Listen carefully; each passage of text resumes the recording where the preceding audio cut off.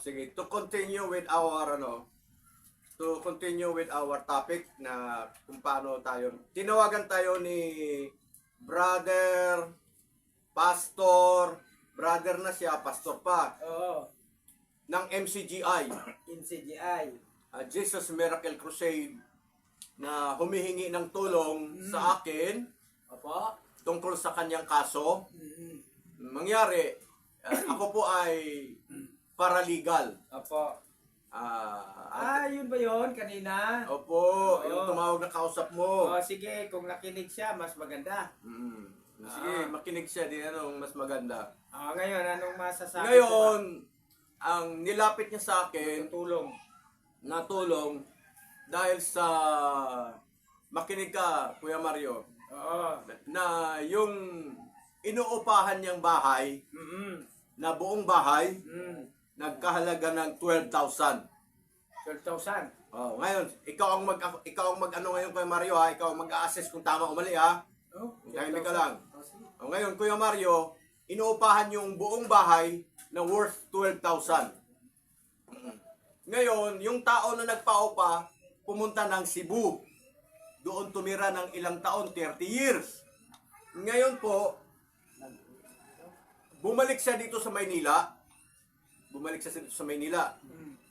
Ngayon, doon siya tumira sa pinaupahan niya ng bahay.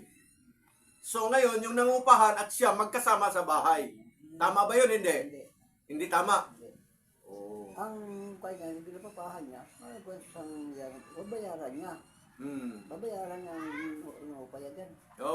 Dapat magbayad yung nangupahan. Pero siya, hindi siya pwede tumira doon. Hindi siya pwede magtira. Mata mo, marunong si Kuya Mario, si Brother Mario ng MCGI. Alam niya. Okay, ngayon, Kuya Mario, may utos si Duterte nung araw na bawal muna maningil ng paupa. Bawal na maningil ng paupa. Ganun ba yun? Hindi mo alam kasi hindi ka nangupahan. Hindi ako nanood ng TV, kaya matagal na. Grabe ka naman, siyempre usap-usapan na buong Pilipinas na bawal maningil ng paupa nung panahon ng pandemic. 7 taon na halos hindi ako nakapanood ng TV, bihira lang. Pag nandun ako sa mga anak ko, ganun. Bigyan nyo ng TV yung sa mga Bible study.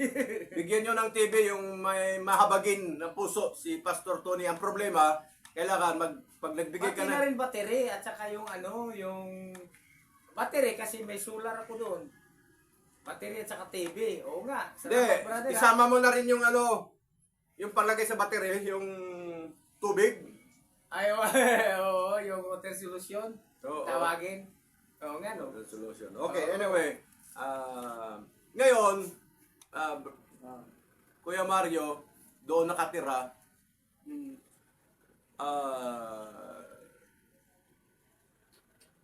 Siningil siya, nagbayad naman. Ngunit, yung pagbabayad niya ay walang resibo na nanggaling sa barangay.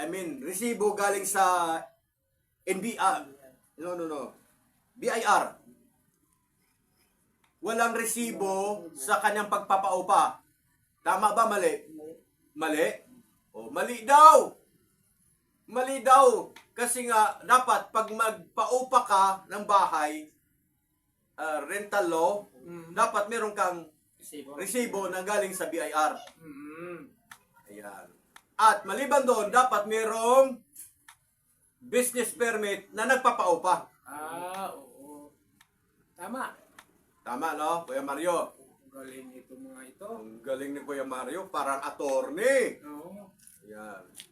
Si Kuya Mario ay dumadalo sa Masinag, lokal ng Masinag, ng Antipolo. So, mali daw yun. Okay. Ngayon, magkasama sila sa bahay, ang business niya ay printing press, gumagawa ng mga resibo, gumagawa ng mga ads. Di ba? Ngayon, dahil dumating nga, naiingayan yata yung matanda na high blood din, binubunot yung kuryente. Kaya hindi na umaandar yung makina, pastor. Paano yun? Hindi na nakagawa. Hindi nakagawa. Naabala na tuloy. Hindi nakagawa. Oh, anong masasabi mo? Magsabi ka nga. Hmm. Oh, assess mo nga yon. O sinong may kasalanan nun? Hindi kasalanan nagagawa ng kurinti. Nagbunot? Nagbayad naman ng kurente sila. Bakit bubunutan? Maingayan nga eh. Ano ba yun? Ganun nga. Pero, Eh, ba't di- pero buo yung bayad. Oh, yun naman. Sinisingil niya ng buo ng bayad, pero binubunot yung kuryente. Ano ba yan? Ano ba yan? Bakit pumayag siyang napaupahan na ayaw naman niya palang maingay? Nang-aasar na lang ngayon kasi nga hindi nagbabayad. Pero kahit ngayon nagbabayad, ganun pa rin na ginagawa. Mukhang kaso nga talaga yan. Mukhang kaso, no? Kaya dimandahan talaga. Oo. Ano yung kaso na yun? Pwede. Una, kinasuhan siya, kaso nga lang, may nervous yung tao kasi takot sa mga demanda-demanda. Oo. Takot sa demanda. Pareho silang takot sa demanda. Ganun ba yun? Yung tao na nagpapaupa, takot din magdemanda, at yung namang nangungupahan, takot din sa demanda. Hmm. Pero, kaso, pareho silang high blood. Kailangan talagang idemanda o palampasin na lang? Anong ibig mong sabihin palampasin? Ayaw na naman na sasabihin mo na ipasa Diyos na lang. Hindi naman. Wala akong sinabing gano'n, no? Nako, Sila ikaw! lang yun, sila lang Tumigil yun. ka! Puros na lang kayo, puros sa pasa Diyos, Wala. ipasa Diyos. Paano yung pagpapahamak sa kapwa? Ganun na lang ba yun? Ayun. Di kung ganyan, ipasa Diyos na lang, alisin na lang yung korte natin, alisin na lang yung mga ano. Di ba? Binibigay na nga doon sa korte. Hindi. Yung authority. Hindi, kung ganyan, lagi na lang ipasa Diyos, na ipasa Diyos, na ipasa Diyos, wala namang problema yun eh. Oh. Pero di aalisin na natin yung nag-aaral ng law, aalisin na natin judicial, na yun ay kapantay ng presidente, ng legislative, ng congress, ng... Kaya nga napapahamak ang tao dahil sa kakulangan ng kalaman. Ay, hindi ako papayag sa ganun gusto mo, pastor, na ipasa Diyos. Alisin kung ganyan na alisin. Kung ganyan, aalisin na rin yung mga ganyan. Wala nang Supreme Court. Naipasa Diyos. Huwag na natin pasahorin. Tanggalin natin sila sa trabaho. O relax ka lang, huwag ka magalit ha. Hindi. Wala akong sinabi. Hindi ako nagagalit. Alam mo, pag nagsalita, dapat mayroong Punto. entertainment. Oo. Nagpaliwanag ka lang. Alam ko naman eh. May impact eh kasi yung dating. Oo. Mga kaibigan, huwag kayong magulat ha. Ganun lang kami nagsalita. Oo. Akala niyo galit siya, pero nagpaliwanag lang. Kasi, yun nga, kailangan niyang may impact. May entertainment factor. Oo. Ganon. Kasi kung magsasalita ako dito pabulong, hindi marinig yung boses ko doon, Oo. layo ng kamera. Tama, tama. Pasensya na kayo ha. Pero sa aking pagsasalita na mayroong emotion, siyempre, gusto mo panoorin yun. Oo, naman Diba? talagang may impact. May impact, di ba? Oo. So, ang hindi ko nagustuhan, sinabi ni Pastor, ipasa Diyos na lang daw.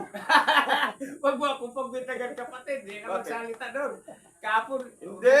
nung Martes yata, sinabi mo, Na ano? may nagsabi mga kapatiran ba yun sa panampalataya na ipasa Diyos? Oo. Pero mali yun. Ako pa nga nagsuporta sa iyo, mali yun. Mali ba? Kasi, kung sabi ni Apostol Pablo, kung kailangan na talagang mapunta sa batas, dahil isa yan sa mga authority tinanggap ng nasa judiciary. Meron kasing judiciary, legislative, at saka yung tinatawag administrative, saka yung tinatawag na traditional kinds of authority. Ito kasing klaseng authority yan, ang natira, na reserved for God alone, yung kanyang pagiging omnipotent, omnipresent, at omniscient. Yung apat na pinagkatiwala na yan, huwag nating salingin at huwag nating mamaliin. Pag nagsalita tayo, eksaktuhin natin, punto sa punto. Walang bawas, walang kulang, walang dagdag. Tama ba? Kapatid, walang dagdag, walang bawas. Alam mo, yung sinasabi mo, Pastor, tama naman. O, yun naman pala eh. Papakan natin si Barret. Tama naman yun. Pero, nagre-rebat lang ako Oo. na kapag mayroong problema, sasabihin mo, ipasa Diyos. Wag. Hindi yun ang problema. Kapag may problema, ipasa Diyos mo na lang. Alam mo, pag ang bagay ipasa Diyos mo, mabigat nga. Magbigay nga ako ng example. Oo. Example, yung pangyayari kay Lazaro na kumakain ng mumho, yung tira-tira. Oo. Anong ginawa ng Diyos? Hindi ba nasa Impyerno. sa impyerno yung Nasa mayaman? hadis ng pagdurusa yung mayaman. Bakit naman yung mayaman sobra naman yung pagkain? Bakit kahit man lang yung tira-tira niya sa plato, bakit kailangan pang yung mga nahuhulog sa lupa? Grabe naman talaga yung mayaman na yun. So anong ginawa ng Diyos? Di ba sa impyerno? So kung ikaw, magpabigay ka ng pasa Diyos, parang pinahamak mo yung kapwa mo Ayun nga mga kaibigan. Pinahamak mo yung kapwa Tama. na mapunta sa impyerno. Oo, kailangan natin ng mga legal term, eksakto, punto sa punto, walang dagdag, walang bawas. Tama? Ganito, yung bang pagkain na kinain ng pobre, natapon at yun ang kinain, yun ba'y mabigat? O mas mabigat yung scammer? Ang mabigat yung scammer. O, mas mabigat. Yun yung pagkain niya, nasa hulog lang, napunta na sa impyerno yung may-aring mayaman. Oo, kasi pinagkaitan niya si Lazaro. Isipin mo, pag walang nahulog, paano yun? Grabe, no? Hindi nagutom. Gutom si Lazaro. Hindi, yun ang pinakapunto ko doon. Pinarusahan yung mayaman na ang pagkain na pinapakain niya sa mahirap ay yung mga natatapon. O yun. Pero napunta sa impyerno. Oo. How much more doon sa scammer? Oo. Yung salitang pinasadus na lang. Pwede ba yun? Kapag ini-scam ka, pasadus mo? Pwede ba yun? Hindi nga pwede Di ba? Hindi nga po pwede kasi ang bawat tao magpasakop ka sa pamalaan dahil ang pamalaan tatag ng Diyos. Oo, tama. Kaya mga kaibigan, makinig talaga kayo at mag-subscribe kay Edgardo Ilgasis. Hindi siya galit pero nagpaliwanag para sa ating kabutihan lahat. Na ang nais na mangyari ng grupong ito ay eksakto, punto sa punto, walang dagdag, walang bawas. Ayun po. So, nagbigay lang ako ng illustration, ng example na yung taong mayaman na kumakain, na ang nahuhulog, yun ang pinapakain niya. Opo. Pero anong ginawa ng Diyos? Di ba napunta sa impyerno? Yun na nga po eh. Ibigay mo nga yung tamang sagot. Bakit? Anong sabi ng Diyos? Na ano yung Ang sabi yung ng daliri? Panginoong Hesukristo, alalahanin mo anak, nung nandun ka pa sa ibabaw ng mundong ito, mundong yun, pinagkaitan mo sila sa di ba? Nabubuhay lang siya sa mga nalaglag mula sa pagkain ng iyong ginagawa sa iyong misa o dulang. Kung walang malaglag, kaya alalahanin mo na, hindi pwede na umirit uli yung mayaman. Ang mga Abraham, maaari bang sila sa utusan mo doon at itubog ang kanyang daliri sapagkat naghihirap siya sa kanyang kinaruunan. Dahil mainit, oo. Ay, alalahanin mo anak, yun ang sagot ng Panginoon. Sarap na sarap ang kanyang dila sa kinakain niya pero sila saro. Naku, kung walang malaglag, kawawa nga. Oh, yun. Yun nga ang sinasabi ko. Yun ang maliit na bagay lang, pastor, na ang kinakain ng pobre ay mga nahuhulog pero napunta sa impyerno. How much more doon sa scammer, ng guguyo, ng luluko, estapador, o ano pa man yun. Naku, matindi yun talaga. Kaya habang may panahon pa, ako po'y nananawagan sa kanila, magbago na po tayo. Yung mga nagsasabi na Hindi, ang tanong ko lang pagdala ng pira, malaki ng pira. ngayon, sabihin mo sa akin, ipasa Diyos ba o hindi? Hindi. Yan ang mga nagkamalian ng mga nagsasalita ng hindi nila pinag-aralan yung mga term and condition. May mga meaning kasi yan. Dapat aralin yan natin. Ano bang meaning yung salitang ipasa Diyos? Hindi naman lahat ng dapat ganito na lang, magtiwala ka sa Diyos, pwede pa. Trust in the Lord, di ba? Sundin mo ang Diyos, ganon. Hindi yung ipasa Diyos kasi salitang mga Espanyol kasi yan. Yung Diyos kasi, Espanyol yan eh. Turo kasi na mali, na mga minanang turo natin noon. Kaya, Nauso yung maling Nasa turo. Biblia yan na ipasa Diyos. Ang Diyos ang maghiganti. Ay, pwede yon. Tama yon. Kaya pinutol kasi nila, kaya nga may bawas. Dapat ang salita kasi walang bawas, walang dagdag. Mm. O, di ba? Kapag sinabi mong magtiwala ka sa Diyos ng buong puso at lubusan, huwag kang manangan sa sarili mong karunungan, itutuwid niya ang iyong gagawin at ang iyong magiging pamumuhay. Talagang tuwid, hindi balog-balugtot. O, di ba? Proverbs 3:5-6. Trust in the Lord, thy all your heart, and lean not on your own understanding. In all thy ways, acknowledge Him, and He shall direct thy paths. Tama? Tama. O, Paano ko ba sabihin sa yung mali ang sinasabi mo nakasulat sa Biblia? kaya nga, Hindi ako pwedeng kumontra dyan. magtiwala tayo sa Diyos ng buong puso at lubusan. Hindi po kalahati lang. Tapos, dadagdagan natin, singit natin yung salitang ipasa Diyos, mali naman. Kasi kung paliwanag mo ng todo, ay delikado nga. Kasi mali-mali, may bawas, may dagdag. Yung salitang ipasa Diyos. Hindi, meron naman ding salita. Na? Ipasa Diyos na lang at ang Diyos ang maghihiganti. Pero nga, Pero mabigat yun kung ang Diyos ang maghihiganti. Ay, oo. Example nga na yung mayaman na kumakain, na nahuhulog, yun ang kinakain. Hindi ba napunta sa impyerno yung mayaman? Oo. Kawawa naman to si Lazaro. Dapat hindi si Lazaro, kawawa naman yung mayaman.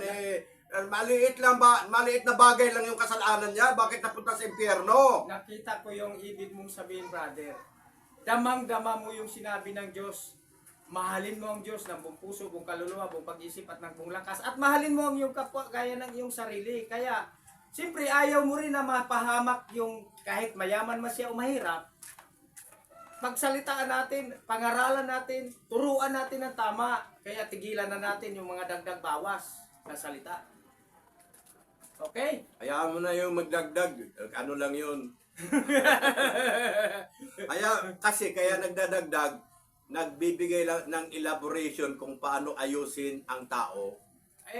Okay kung ganon.